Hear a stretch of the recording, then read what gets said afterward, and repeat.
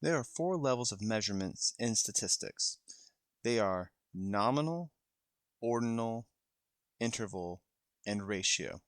And each has their own definitions, but two that you need to be careful with is interval and ratio. They are the easiest to confuse from one to the other, so you need to pay attention to the differences between those so you don't confuse them. So let's start off with the first one, and I think it's the easiest, is called nominal. Nominal is just data that consists of names, labels, or categories only. This data cannot be arranged in any ordering scheme like low to high. So nominal is kind of like just names. So if we were looking at an example, survey responses of yes, no, or undecided.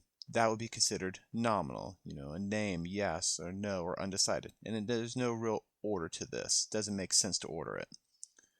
Or a political party affiliation like independent, Republican, Democrat. Again, just names or labels, but again, there's no real order like a high to low. Just again, nominal data is just names or labels. Next is ordinal, and this is data that can be arranged in some order, but the differences between the data values are meaningless. That just means that we can't really find any difference between one part in ordinal or another. So how does that actually work? So if you look at the grades that a professor can assign, like A, B, C, D, or F, if you got an A and someone got a C, you can't subtract those and just get a B or something like that. That doesn't make sense. Or if you take a college football top 10 rankings, if you take the number 5 team and subtract it from the number 2 team, you don't get the number 3 team. The differences don't make sense. This is just something that can be ordered from like a high to low or best to worst or something like that. So ordinal is like order.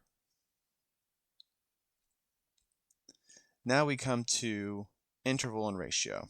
So first we have interval, and it's similar to ordinal except it has the additional property that the differences between any two data values actually are meaningful. However, this data has no natural starting point, and this is the big thing right here that distinguishes it from ratio. So again, this data has no natural zero starting point where none of the quantity is present. So it just means that it doesn't make sense to have a zero there. So what does it mean to not have a natural zero starting point? Well, think of body temperatures.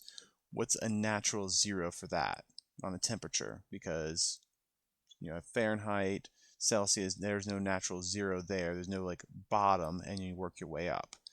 Or like calendar years. Years do have a zero starting point, but calendar years don't. 1980, 1995, 2008.